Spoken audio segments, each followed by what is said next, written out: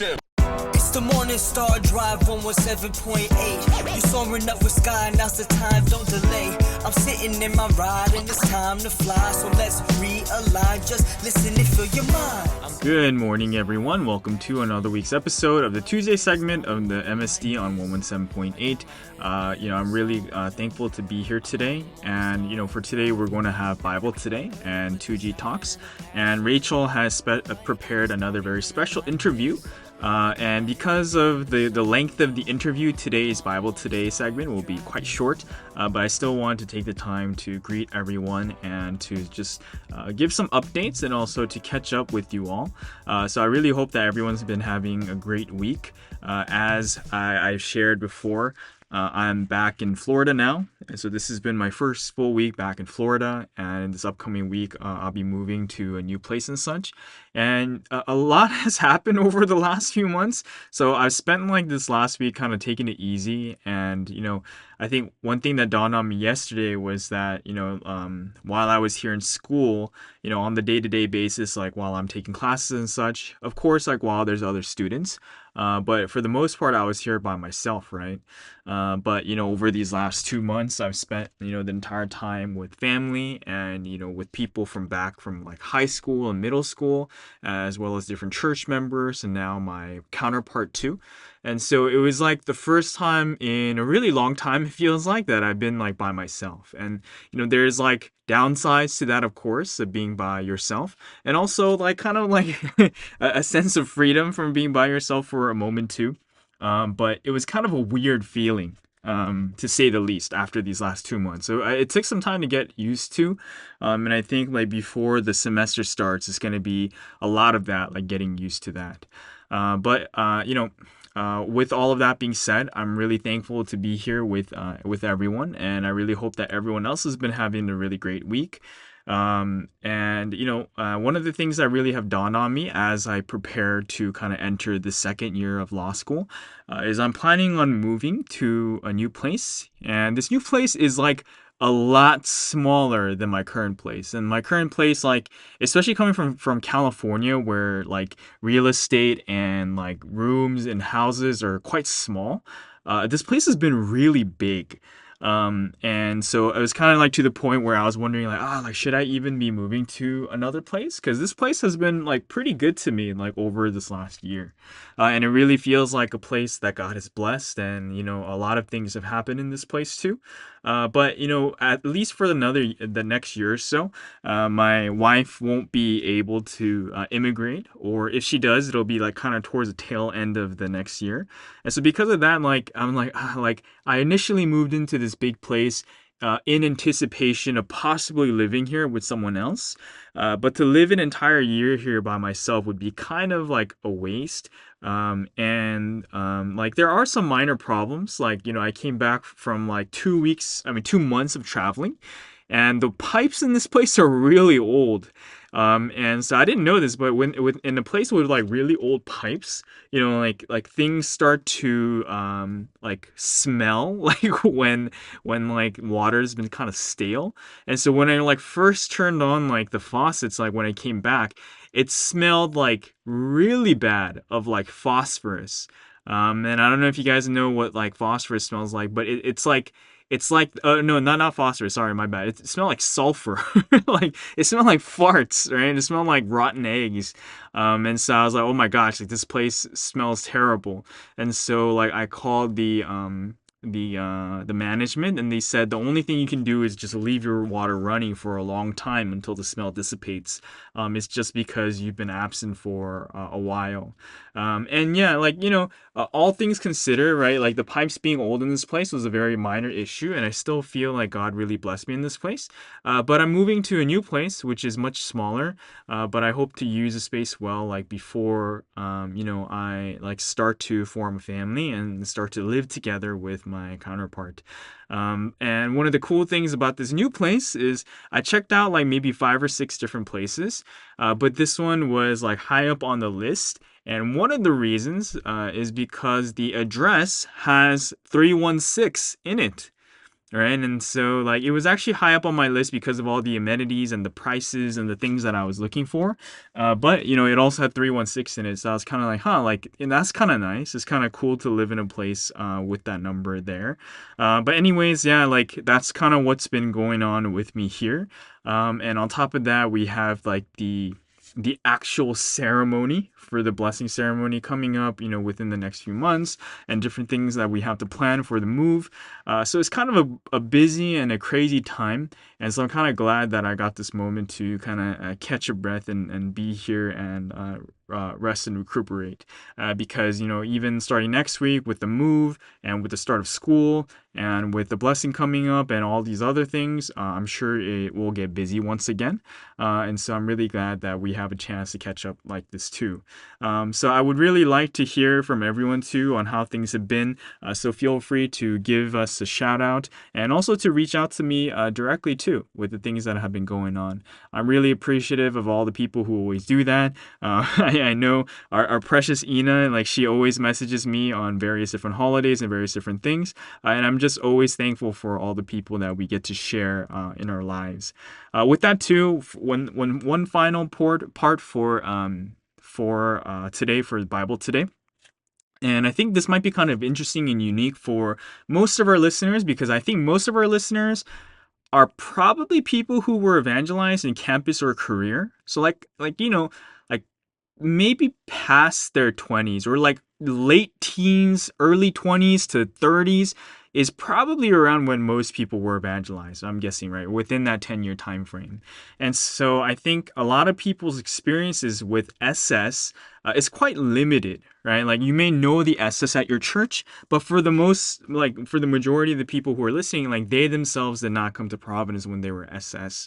And so it's really unique, like when you yourself are an SS2, like interacting with older members is quite different, right? Because it's kind of like older interacting with an adult, right? When you are a child, and in most of the times, like the places that you would do that outside of the church setting is like either with extended family or like at school, right, with teachers, right? And so in some sense, like even when you deal with adults at church, you kind of throw them in the same ballpark of like those kind of adults, right? Like parents or authority figures, aunts and uncles, or teachers and such.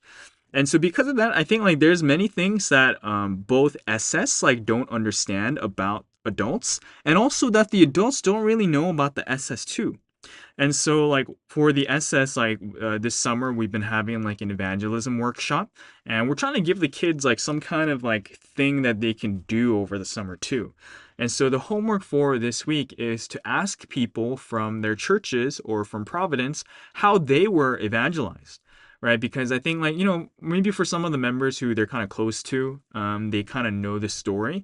But one of the things that I thought was critical to my life of faith was speaking to older people and gaining their experience. And that wasn't just something that happened naturally, right? Because like there's adults around us all the time. And yet like for the vast majority even of my youth too, I don't think I really got too close to adults. Right. And that wasn't because I wasn't trying to or that the adults weren't trying to, but I think that's just like the normal like thing, right? You don't really talk to adults and adults don't really talk to children like really in detail. But both actually benefit so much from having those kinds of conversations. And so what I really encourage for everyone here to do is to have those conversations with younger people. And for some of our older people, like they may already have those kind of conversations with younger people, but you also have to really look at the younger, you know, the youth reaction, right? Like, are they reacting well to what you're saying, or are they kind of like just kind of like there, not really focusing, right? Because like when you look at kids, it's not that they don't have anything to say, but it's just that like the situation or the atmosphere or like the relationship with that person isn't one in which they can comfortably like speak. right? But like as we mentioned, like actually like with speaking with between like an SS and an adult, there's things for both the SS and for the adult to gain from those conversations. And so if like we as the adults, like we want to take the initiative to kind of help these kids to open up, the first things that we can do is to make them comfortable, right? To listen to them and like like really like get them to open up first, right? Because then after that the kids will be a lot more receptive, not just in that immediate conversation, but in the conversations like going forward. And so if this is something that really interests you guys, then I encourage you to take action and try this out too, because like even for myself too, the reason why I'm here in this history today and the reason why I have run in the capacity that I have is because I've had like great role models and great people to look up to. And that would not have happened if there were not these opportunities to get to know adults better too. As a final tidbit related to this, like there were definitely adults when I was younger who I really misunderstood, or adults who really misunderstood me. But after knowing them for 10, 15, even 20 years now, like I see that, from interacting with them like repeatedly over like like over a decade or so, that they're different from what I thought. And I think that they've also seen that I'm different from what they thought as well. And so these kind of interactions, they're really important, right? Not even just for, for us and for, like the kids, but for all of Providence and between each member too. And so whether it's not just with SS, like even when you look across your church, there might be some members who you don't really know that well, right? Or you've had limited interactions with. And there may be, especially be members who you have misunderstandings with, who either like have misunderstanding towards you or who you have misunderstanding towards like, towards them. And in both situations, I think like having those kind of quality interactions is really important, right? You've had the interactions where you've misunderstood each other, but you also need many interactions where you get to sort of figure out who each other are, right? Because we live in this history where we have to, love our brothers and our sisters. And we live in this history where, Satan takes advantage of misunderstandings. And so I hope that this is something that you will really apply throughout this week. And if you have the opportunity to talk to someone, who you either want to establish a better camaraderie with, or like who just like in the church setting, you're like kind of like, I wish we had a better atmosphere in the church. I wish like the spiritual womb that we use to breed, to like beget spiritual children would be warmer and would be more hospitable. And for all of these things, it actually depends on the interactions and the relationship of the members there. So if you just feel like there's someone who you're not very close to, who you have misunderstandings with, or children who don't understand you, or members who don't understand you, then take the initiative to try to get them to open up and show interest in them, and really be kind and warm towards them, just as Sunseem is to each of us. And so that's kind of Bible today. And so we'll go into the break and I will hand things off to Rachel with 2G Talks and her interview. Thank you, everyone. And for the break for today, we will once again listen to I Will Live Here in Providence.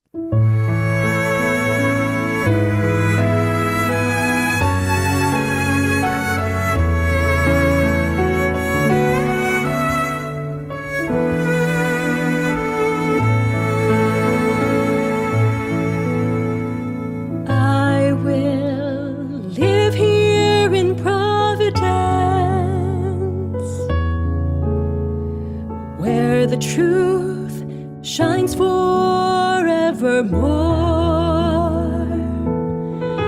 Every day I lived my life loving the Lord. We fulfilled rapture through love. I'll live with Him forever.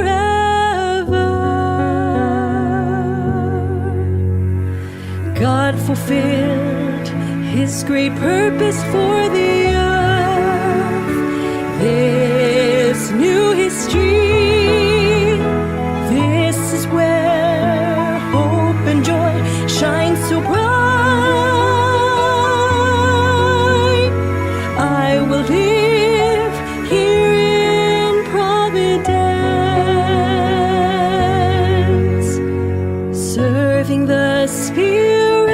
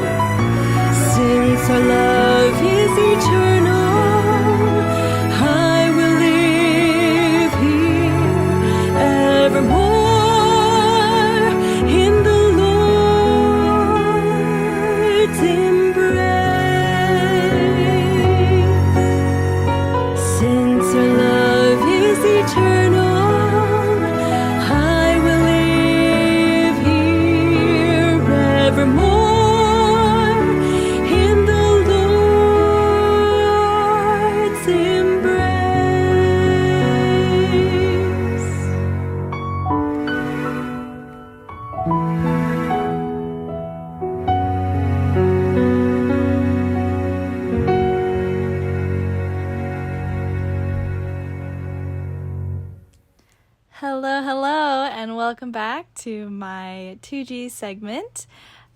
Today I have a special guest here. Last week y'all were able to hear my mother's experience and interview over Brazil, and now I have Kat. Say hi. Hello. Hi, everyone. Oh my gosh, I'm scared.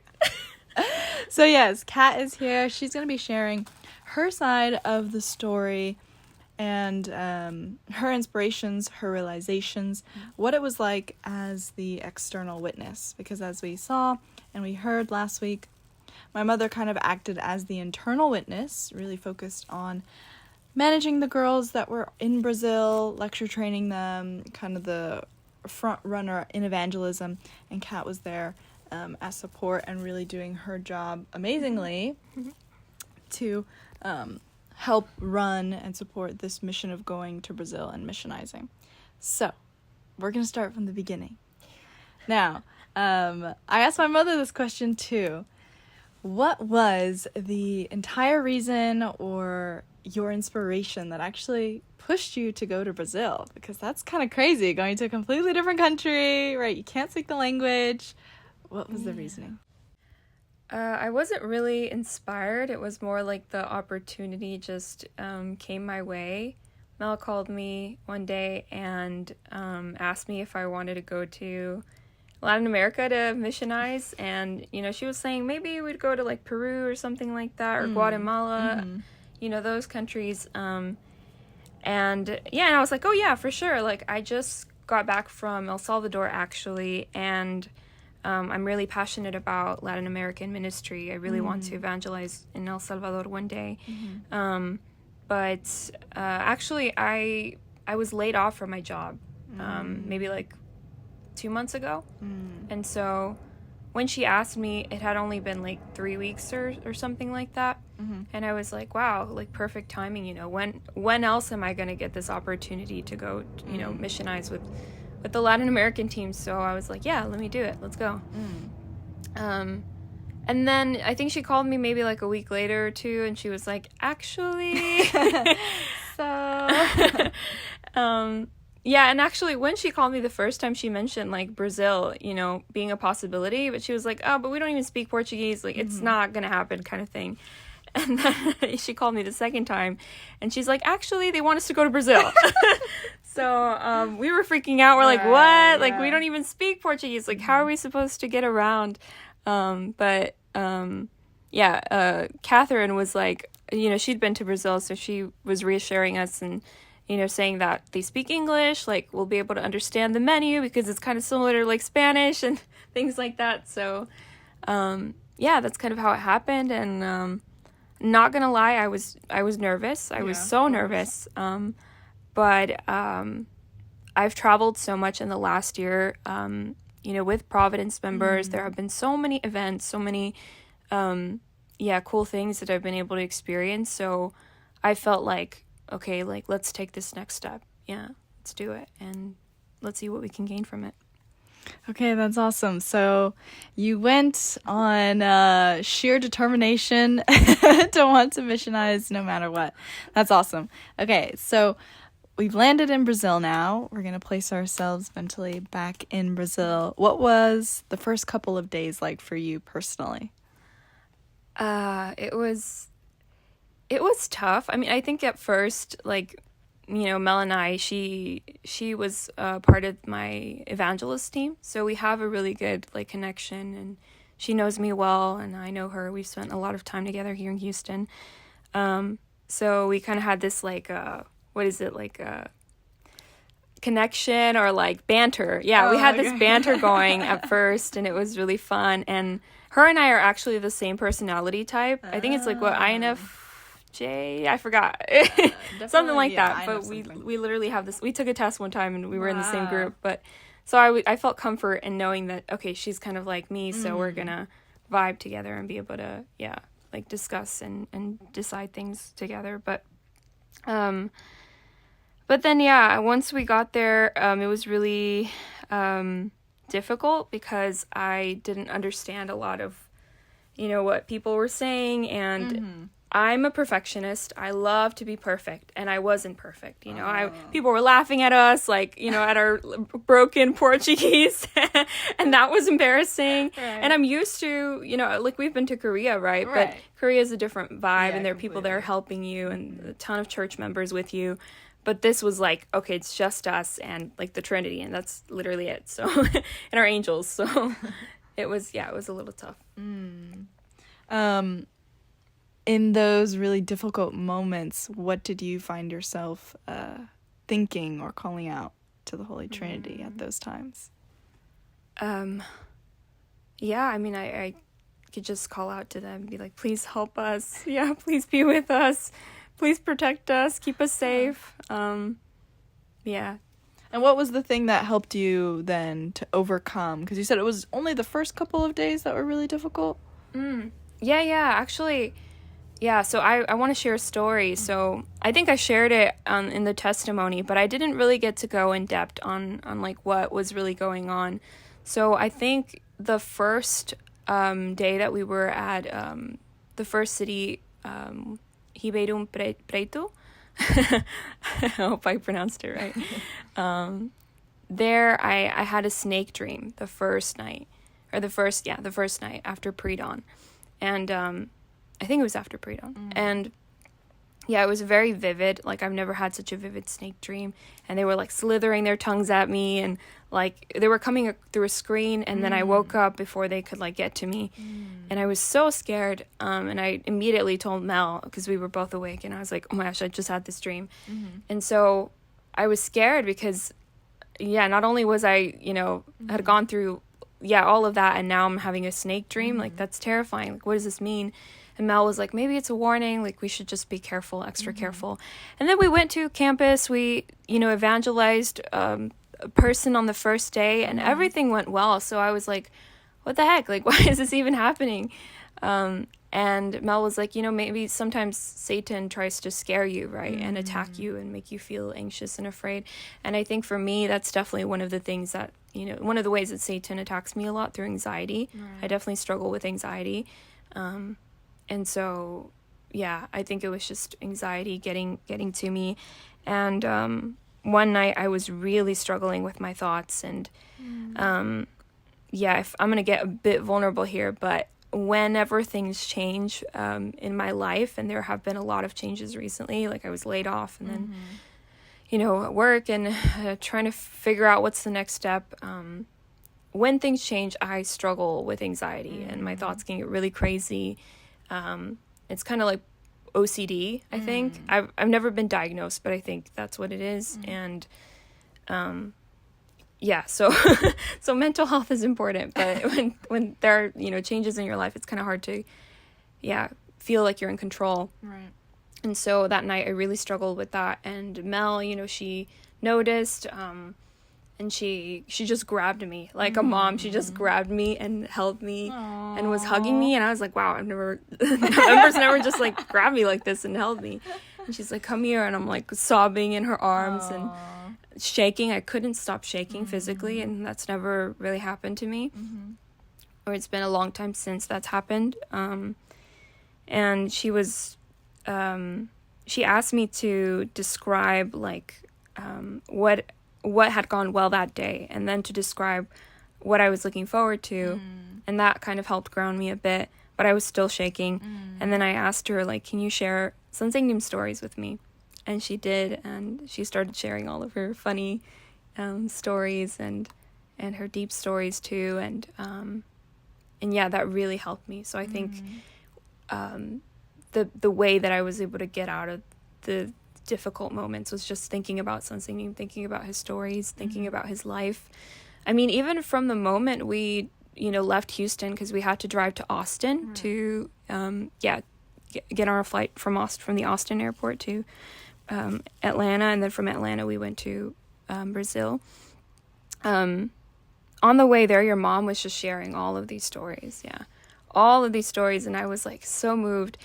And there was one specific story she shared that really stuck with me, and I'm sure that, she's a teacher, right? I'm sure maybe she shared it before, but when she has a bad kid in the classroom, like she'll take that student and make them into like the teacher's helper, right?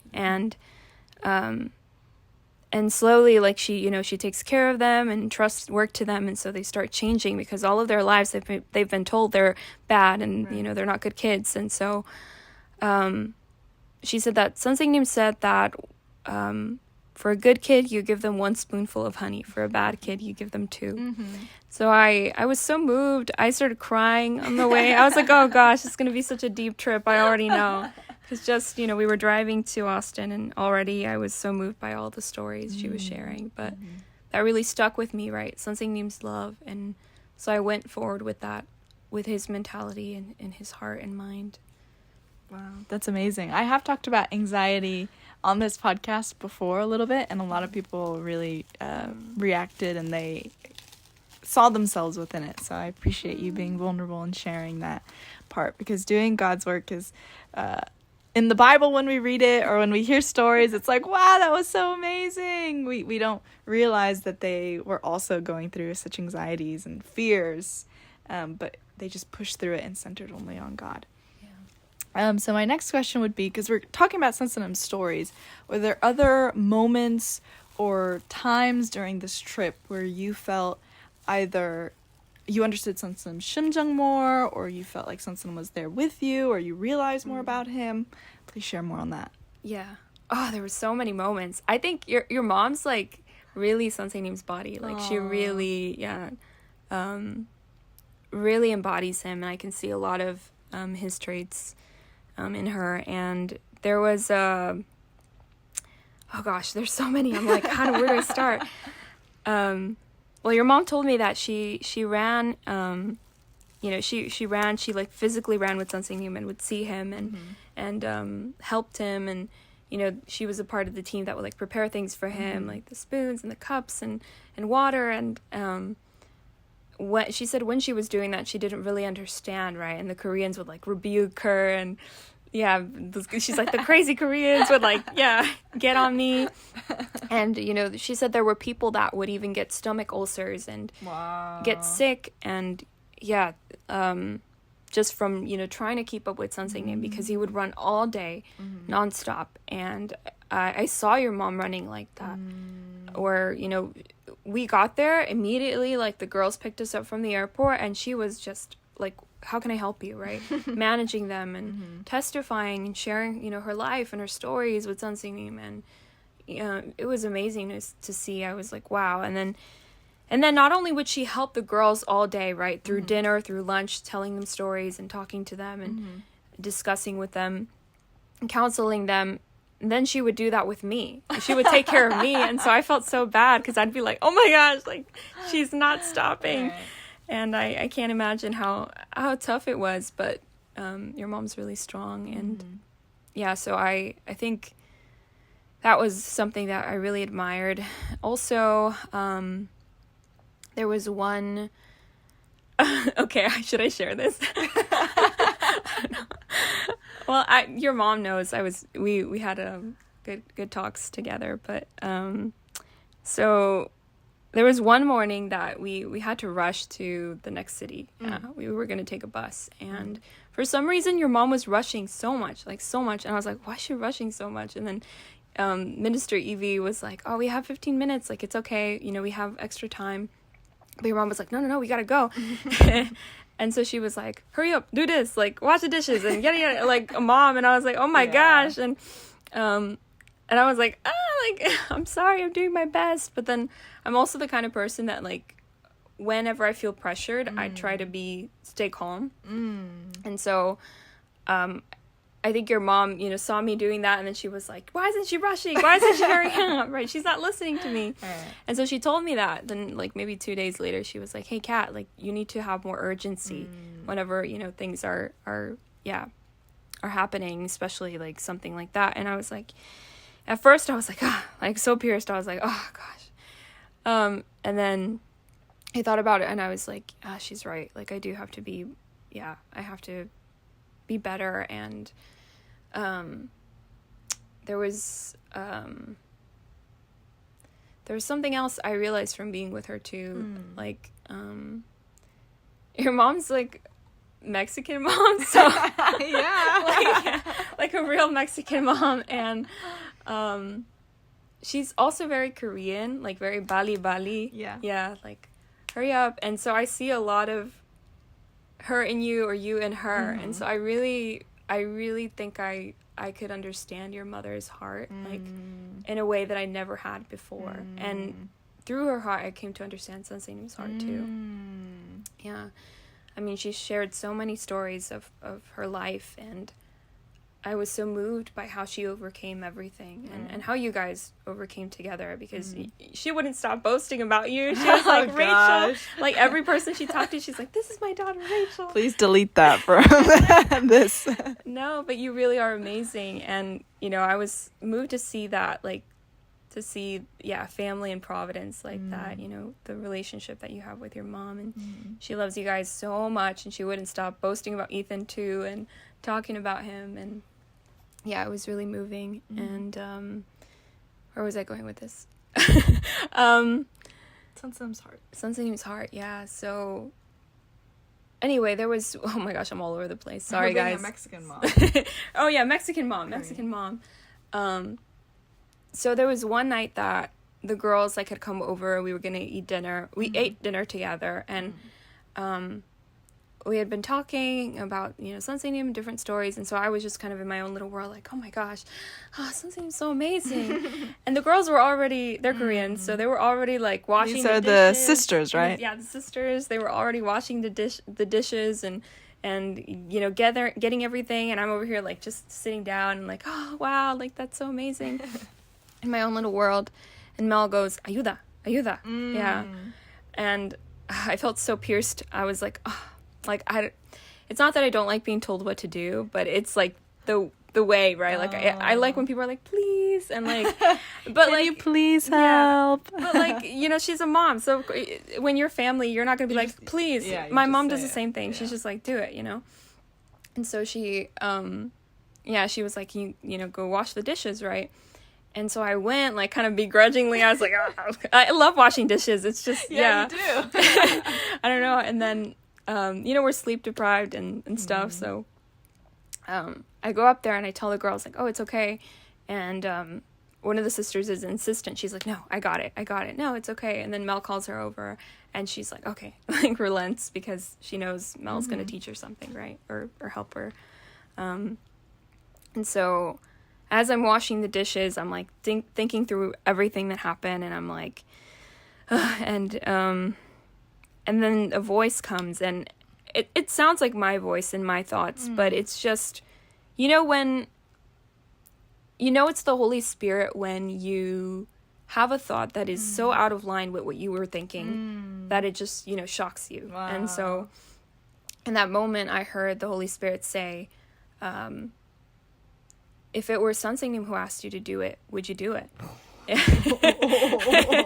rebuke a little bit. And I was like, yeah, I would do it, right? I would do it. And so, and then she asked, like, if the girls were Sensei Nim, right, and they were washing the dishes, would you have let them do it? And the inspiration came like, no, I wouldn't have even let them touch the dishes. I would have been like, oh, no, Sensei Nim, I got it. Don't even, go near the kitchen. Yeah, but I didn't do that. And so, I realized something like, oh, I really need to see people as Sensei Nim's body, especially members. I think, especially Americans, we're so individualistic, and we think about, we think we all have ourselves, right? Like, okay, I got it. That person will take care of themselves. Right. I'll take care of me. Yeah. And I realized, like, no, we need to have a heart of serving, because that's how you save lives, and that's how you manage lives. That's how you evangelize. And that's how you make sure members don't leave, right? And that they really feel that churches are a place of love and harmony. And and so I had a deep talk with Mel about it, and I told her, hey, when you said that to me, I'm not gonna lie, I felt kind of got upset a little bit. And she's like, I know. But we're that close to where we could be honest with each other like that. And it's hard to be honest with someone, you know, with members sometimes. Yeah, because you don't know how they're going to react, or you know, you don't want to have a harmony issue, right? But yeah, we talked, and yeah, you know, she was like, you need to serve. Yeah, learn how to serve people, and how to be selfless, you know. And I thought I was already selfless, and I said that in my testimony. Like, I thought I was already a servant of the Lord. I evangelize. I work hard for campus. I've worked hard. I've done praise for years, and you know, all of these missions. But then, yeah, I realized, you know, there's a difference between, you know, doing missions in a church, and it could be kind of performative. Not that I try not to be performative, but you know, everyone's watching you, and they can see what you're doing. But there's a difference between that kind of selflessness and the selflessness that people cannot see. Right? How do you act in your daily life when no one's watching you? When no one's going to say, good job for washing the dishes, or good job for giving up your seat for somebody else, or, you know? And so, yeah, that I realized that. I don't know if I can ask this question, but I am curious, so feel free to shoot me down. But how many, because it seems like this was a really transformative experience for you. So there was a lot of, you know, you thought it was one way, and then, not that you would get rebuked, but like you'd be told, no, don't do that. How many, I don't want to ask like for a number, but how many times did that happen for you, and what were many times. And what was one of the biggest ones? Because I know you've told me a couple of them, but what's one you think that people listening would actually gain from, that other people could learn from as well? So you're asking, how many times did a situation where what seemed to be right wasn't actually true, right? Your thoughts weren't right. Yeah. Honestly, probably most of the trip. Like, every day something would happen where I'd be like, oh my gosh. Yeah. That's crazy. I think of the situation with the girls in Sao Paulo, because so yeah, Mel, like, you know, even before we left, she wanted to meet the mom, right? And from my point of view, I was like, this is crazy. Like, it's very bold, you know? And I was like, is this really what we should do? Or is this going to make things worse? Like, how, you know? But then, you know, I know that Mel is really spiritual and that she prays. And so I was like, okay, you know, let's just go. Let's do it. Like, what's the worst that can happen, right? But there was a bit of doubt in the back of my mind. Like, what if it goes wrong, you know? And in the end, everything worked out. Like, we met the mom, and she was so kind, so sweet. And, yeah, I realized, like, she shared about the mom, right? Did she? Yes, okay, she did. yeah. So you guys know how she was, you know, kind of persecuting a little bit, or, you know, she's misunderstanding her children. And actually the daughters, right, the sisters, realized that, they said that we came as King Nico. Yeah, they really felt that. And the message that week was actually, I think the Friday Bible school message, was talking about conflict and ignorance and Josiah. And so it was really moving to hear that. And I realized in my own life too, there's a lot of ways that I can commit the conflict and ignorance, you know, with members while I'm working with them. Yeah, but that was so clear to me, you know, like, something can look scary, but it doesn't mean it actually will turn out, you know, badly. And I think with the girls too, like, they realize, right, their family isn't their enemy, and they need to slowly teach them the word and show them, you know, that we truly love Jesus. So, yep, so I think this applies to members too. Sometimes a member may advise you to do something that to you sounds absolutely bogus, right? You're like, no, this is crazy. I don't want to do this. But and I think that's kind of how the girls felt too. Like, when Mel, you know, said, I think we need to go to church, right? They were scared and nervous, and one of the sisters was already going to church, but the other sister wasn't. And so, you know, for their situation, it was, it seems imperative that they, go to church so that they can be financially supported, and that their parents are able to, they're able to make amends with their parents. So, I think the girls were struggling with that, or especially, one of the girls was struggling with that, and I could see the hesitation and the resistance, but then, after praying and after discussing thoroughly, she was like, oh, you're right. And it wasn't something that we like pushed on her, but like she herself, realized. And so there were many moments like that too, I think, where we were kind of molding each other, right? And the rocks were rubbing, and through that we were able to realize, oh, you're right. Yeah, this is what I need to fix about myself. So I'd say for Providence members, just be open and lay down your pride, lay down your arrogance, lay down the heart of wanting to be above someone else, and thinking that you know best about yourself, because I think there's only so much we really can fix within ourselves, right? But it takes someone else, right, to tell us. They're like that mirror for us, right? Yeah. So it's been about a week since y'all have been back from Brazil after having such a intense transformative experience. What have you seen that's been different in your life, or do you pray differently, more deeply? What are the different things that you've seen that have changed? I was thinking about that today. I think I realized pre-dawn is really important. I'm pretty good at waking up for pre-dawn, but I think sometimes I wake up right on time. And one morning your mom was like, actually, Sensei said you need to pray at least like, I don't remember actually if she said it in exact time, but she said you need to pray before you listen to the pre-dawn proverbs, because otherwise they won't really be ingrained in you, and you won't be able to soak them in. So we were doing that every morning, even if we woke up late, like at 5 a.m., right? Because our pre-dawn is at 4 here in Houston, right? So we're used to 4. But even if we woke up late and did 5, we would make sure to pray, right? A good 30 minutes before listening to the pre-dawn proverbs. So I think that's changed. And then also just how I treat members, I think. I'm really trying. I'm like wondering how long I can hold this up, right? Like, how long can I really be a servant? But I'm really trying to serve and to be patient and loving and kind and considerate of others, and even my own family too. And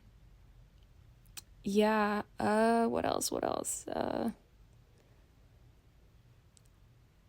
I think my perspective has changed too.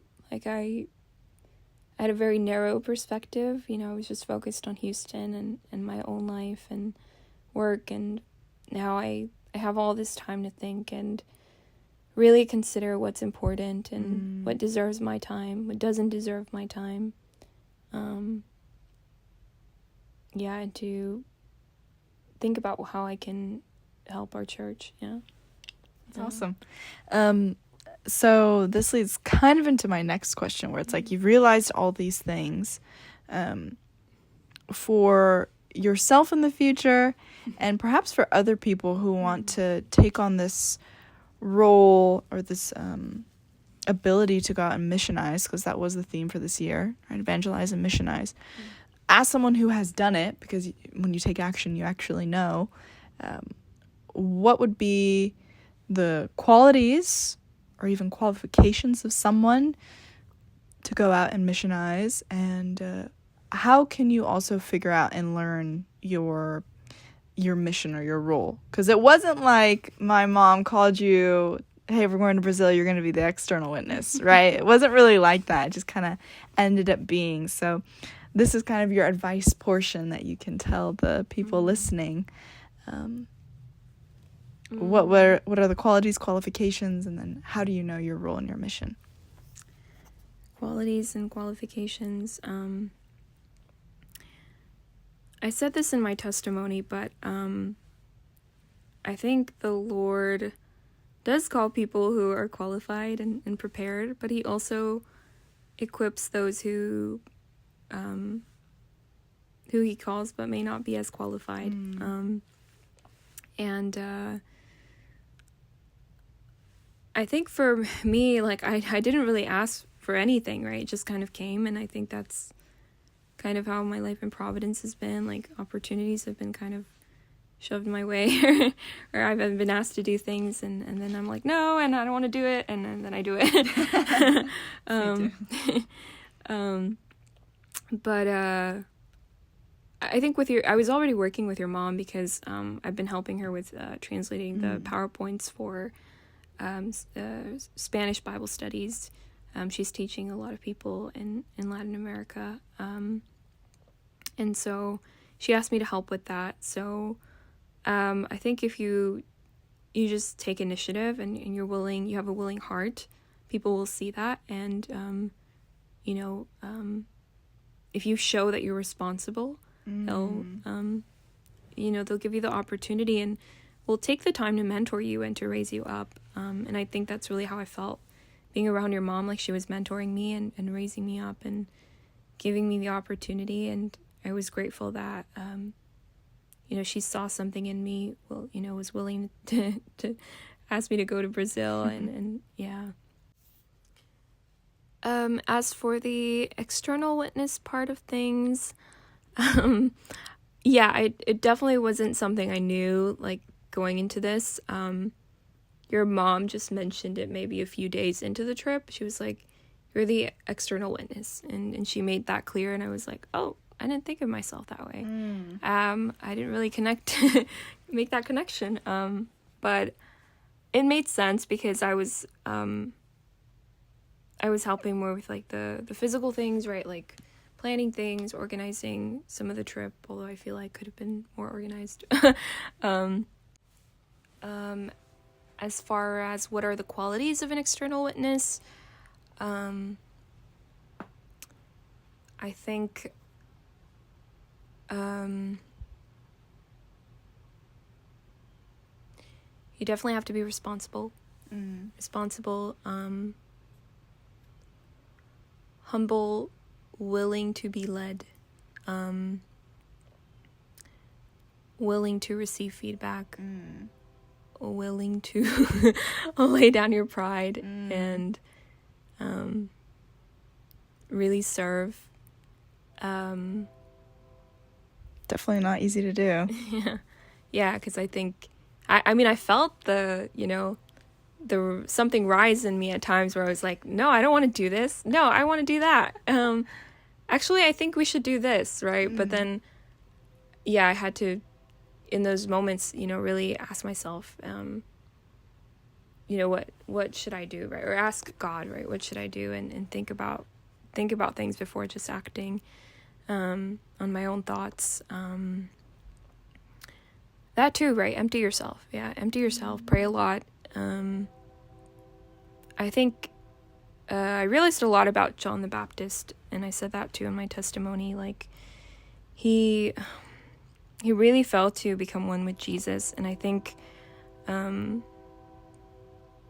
even shared this with Mel, right? Not that I'm trying to compare myself to Jesus or anything of that sort, but I understand his shimjang. Yeah, his shimjang. Like, Jesus is the Son of God, right? And God is like the Heavenly Father, right? And we have the Holy Spirit and the Holy Son, right? And they're like the divine, right, beings. And then Jesus, right, is or was the body, right? And is the Spirit now, right? So I think even with, like, the heavenly beings, right, there's a structure and hierarchy. But even if Jesus is the Son, right, he's still just as valuable, right, and still worthy. And it doesn't mean he's the same as God and he's equal to God. He isn't God, right? But they work together. And so I think that's something we need to realize about ourselves too. Like, we're all different parts of the body and we're not equal, right? We're not. Like, it's true. I have not been in Providence as long as your mom has, right? And so I don't have the experience or the expertise or the capability to take care of lives in the way she's able to. but that doesn't make me any less, valuable. And, I should never feel like left out or less than.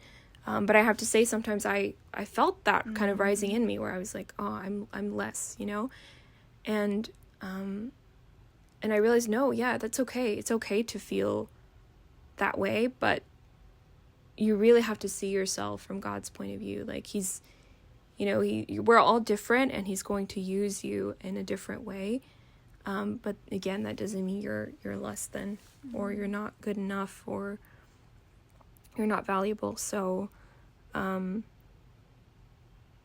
yeah, I think when it comes to being an external witness, you just have to really get rid of all of your Cain's personalities and be emptied and be willing to be used, be a vessel. Because even the Holy Spirit letter 102, that was a letter that I really held on to during the trip.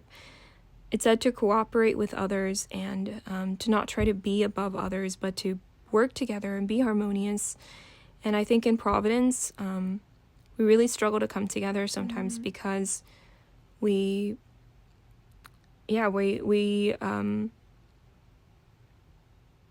not willing to lay ourselves down and set aside our pride. So, yeah, I think even if, like, you disagree with somebody, you should always look at the bigger picture.